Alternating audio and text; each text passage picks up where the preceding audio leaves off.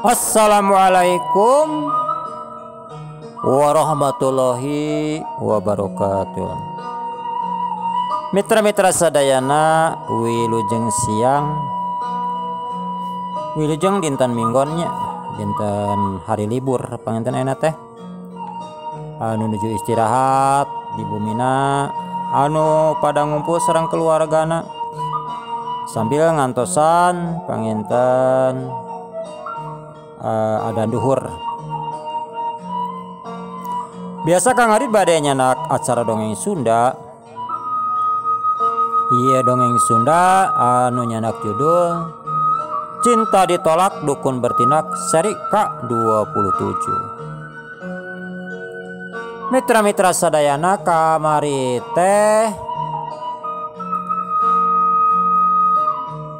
nyaeta sitarang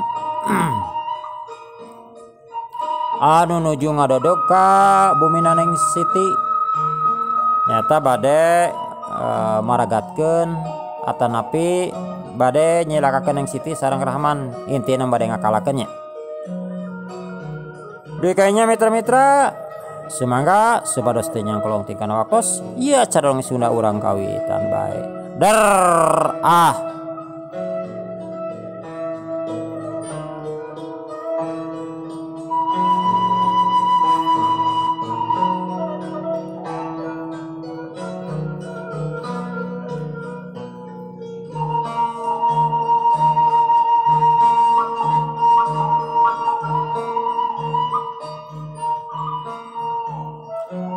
Atuh dikitukeun mah sitarang nafsu ngagugudug ambarahna geus teu kawadahan. Manehna disarwakeun jeung sato, manehna disarwakeun jeung satu hewan anu eueuh harkat darajatan. Edan sia pojok sari sia jeung saha ngaran sia samemeh kuaing di kojoran, samemeh sia kuaing di ruang kerepes. Ayo balaka ampe aing teu panasaran dina ngojoranana, kitu ceuk sitarang. Sekarang bener-bener nges nguntab ngabulai.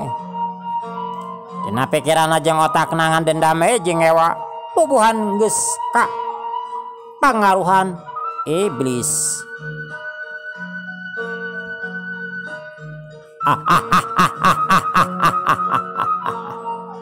Aing mah teu sieun ku budak hideung.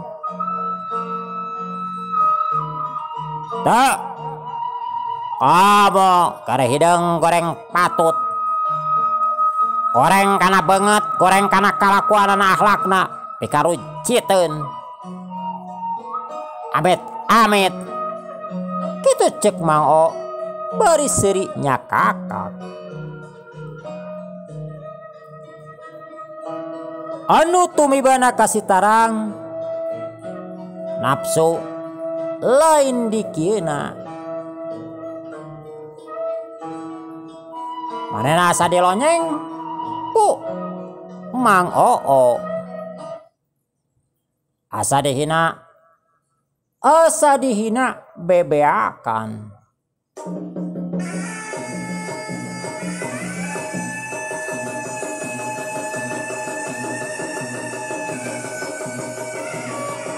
Jeleng sitarang loncat parepna nyebuk maksudna arek ngagedor cukang irung Mang Oo. Tapi Mang Oo gansang ngakiwar. Yauk los. Parep sitarang ngakeblos, nyamos ngakan angin. Tapi tekan nyahoan, parep kenca sitarang ngabiur. maksudna rek ngagedor sirah Mang Oo.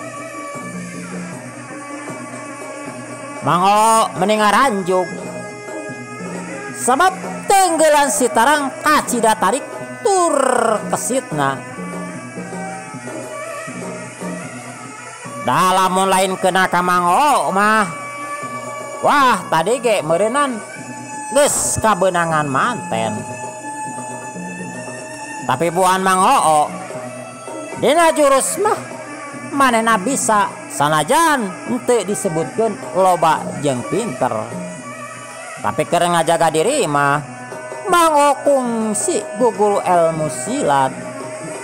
Kata mapan Mang Oo mah dina fisikna jeung gerakna memang geus biasa diajar kesit jeung lincah. Da manehna pagawean moro. Ari moro pan urusanana jeung leuweung jeung reuma. Mang Oo gancang nakis pigelang leungeun si Tarang. Heuk tuk. Dua leungeun diadu. Soro tulang diadu mending ngabeletruk. Mang Oo ngagoak. Oh, kitu ceuk Mang Oo. Leungeun asa diadu jeung besi. Karasa komper nyerelek nepikeun kana kelek. Bari kitu na Mang Oo gansang narik leungeunna. Abab sieun ditimpuk ku si Tarang.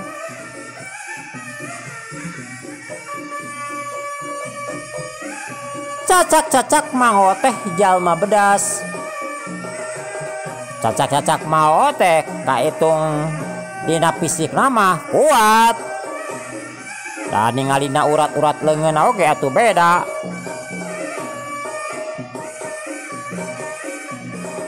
Harita Pak RT geus aya di dinya. Malahan mah Pak RT keur ngariung jeung Pak Herman, Aki Juned jeung warga anu sajena. Pak RT geus dibeja. Geus dibejaan naon anu kajadian harita. Kabeh ge heraneun kana jurus jeung kakuatan anu dipibanda ku si Tarang. Apanan sararea ge geus apaleun yen si Tarang mah teu bisaeun gelut. Tapi ningali ayeuna kabeh ge meuni colohok.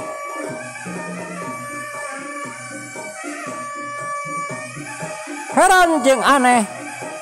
Pok Pak RT nyarita. Oin, di mana nya eta si Tarang anak si Kunil gablek ilmu jurus kitu. An geus sidik mainna teh. Ngaran budak dimanja. Cek kasarna mah disebutkeun anak kedongan teh lain bohong. Oh si Udil. Mata kitu kalakuanana, itu cek Pak RT. Pok Aki Juned nyarita. Duka teuing tah Pak RT.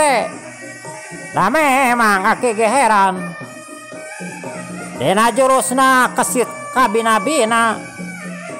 Cek ukuran dina jurus ilmu silat mah ya masih Tarang geus tingkat sampurna. Sabab gerakanana geus teu kejet dina tenggeulana ge geus teu kejet. Estuning geus kahitung sampurna cek Aki mah. Kitu cek Aki Juned. Oh mohon Pak RT. Ya mah cek pandangan abdi mah siga aya nu mantuan kuno teu pararuguh si Tarang teh. Oh mau basa tadi awakna jujur alitan. Dari ku ukuran mah mustahil. Asa mustahil lamun si Tarang ngan waktu sababara poe geus bisa kana jurus. Pantas asup akal. Itu cek Pak Herman. Herman ge ngadukung Aki Juned. Jadi dina tingkat pangabisana lamun ngunageun kadinya mah geus disebutkeun ampir ka. maha guru.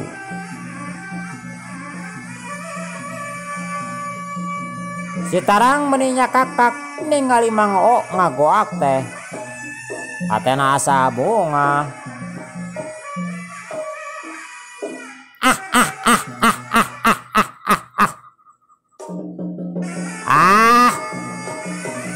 Ari ngarumasakeun bikang mah.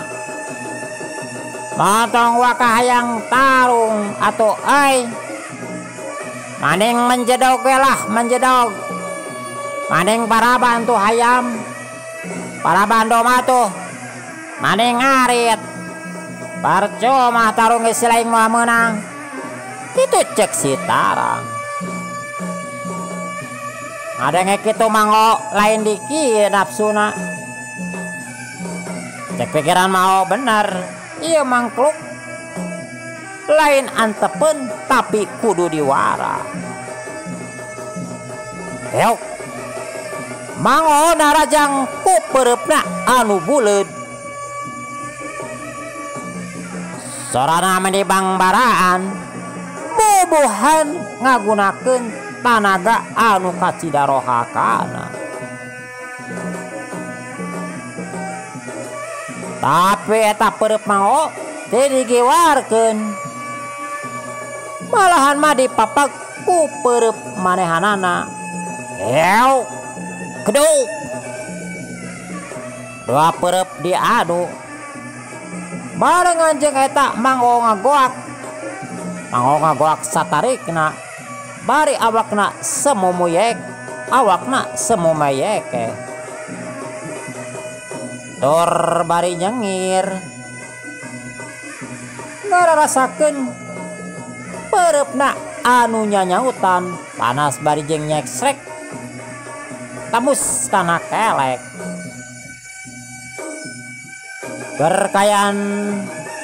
Gerkayanana awakna mayeke teu kanyahoan suku Sitarang ngapiur. Ew, keduk. Kena pisan kana sirah Mang Oo. Mang Oo ngagoak deui. Soloyong, bro.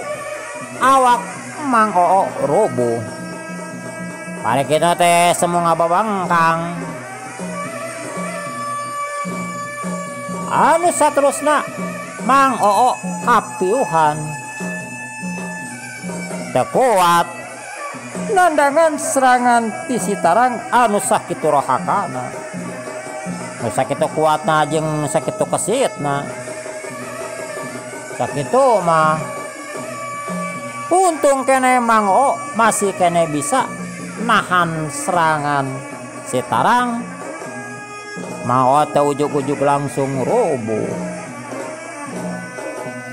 Cakakak Sitarang seuri meninya kakak. Nenggali musuna geus namru. Bari kituna teh Sitarang ngangkat suku katuhuna. Maksudna mah rek ngajejek beteung Mang Oo. Sukuna meni jebrag jeung gede kacida. Kira kulamun ninggang sirah Mang Oo teh ngagacrot.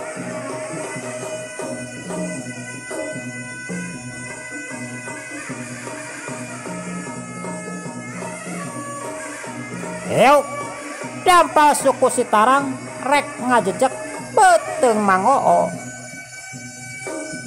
Bareng jeung eta ngadak-ngadak Sitarang ngagoak. Mumuncangan suku Sitarang aya anu maledog. Luka teuing kunaon di baledogna mah. Anu puguh Sitarang ruas lain dikieuna. Tur karasana peres. Kituna teh Sitarang bari luak lieu. Red kaditu red kadieu. Cek pikir Sitarang saha mangkluk anu wani ngabongohan.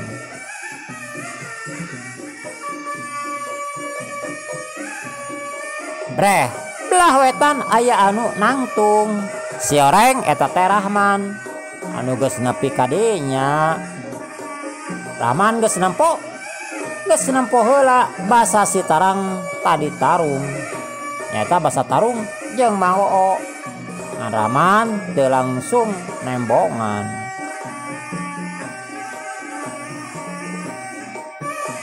Rahman geus bisa ngukur kekuatan musuhna.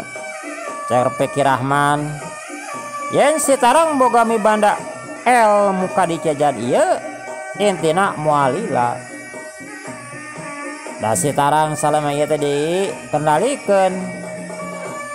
Terus-terusan dikendalikeun.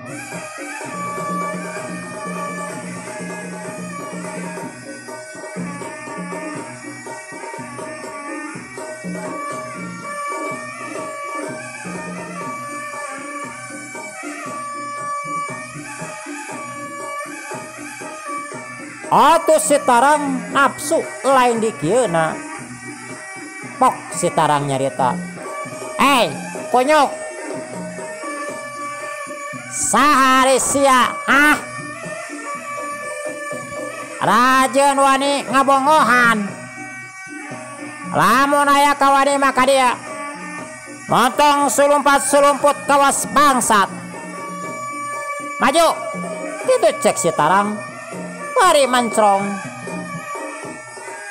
Ontona kakerot anuna beureum bakatku nafsuna. Jeung si Tarang can apaleun kana rupa Rahman. Nyaho di ngaran teu nyaho di rupa Rahman teh anu mana.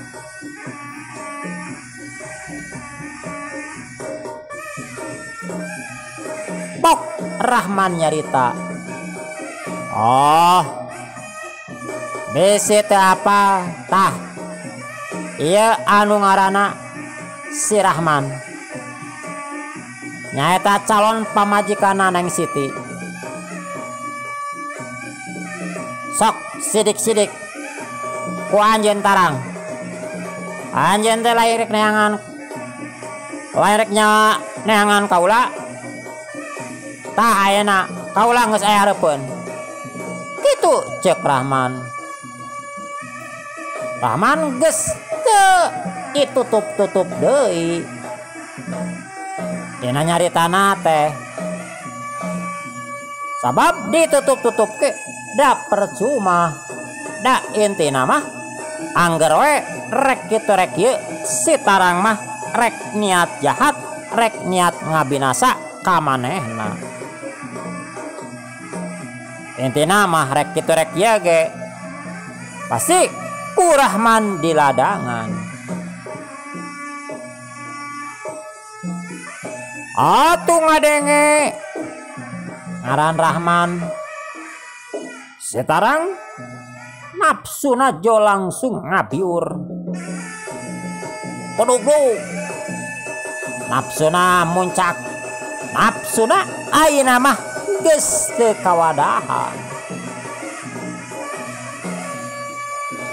Apanan eta anu diteangan ku manehna teh? Anu diteangan ku manehna teh nyaeta Rahman. Ayeuna datang pisan. Atuh puguh we antara bungah jeung nafsu ngagulung.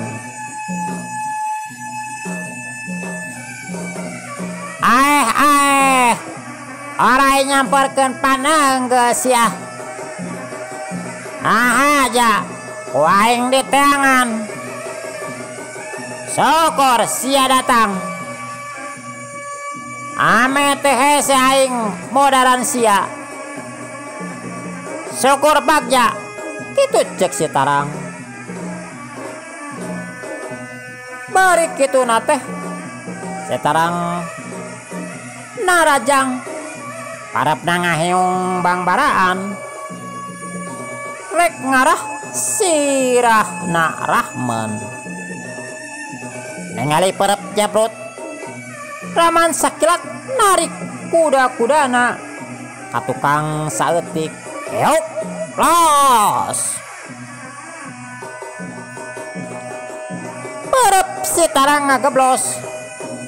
nyamos kabawa awak Sitarang nolonjong kabawa ku tanagana sorangan. Sitarang nafsu lain dikiena juralit awak Sitarang ngajuralit bangun anu hampang naker. Bari kitu nate Sitarang jeleng. Sitarang luncat bari narajang deui. Barapna buleud ngabiur rek ngagedor gado Rahman. Tapi Rahman ge lain lalaki atah-atah dina pangabisana. Ya kasarna mah dina tingkat pangabisa Rahman teu bisa dianggap sepele. Rahman geus disebut manjing guru, geus bisa disebut guru.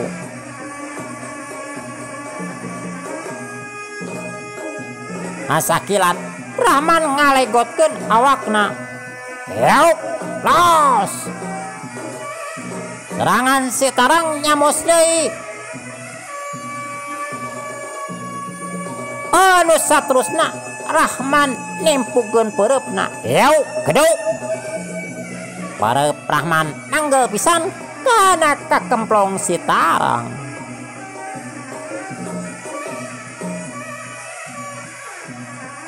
Tapi edas tenggelan Rahman anu sakitu tarikna jeung sakitu kesitna teh karasaeun ku Sitarang. Euk deui pareup kenca Rahman ngahiung anu saterusna ngagedor kana palipisan Sitarang. Euk cekok menang 2 kali. Tapi anggar we Sitarang teu kerel-kerel. Malahan mah Sitarang nyakak seuri.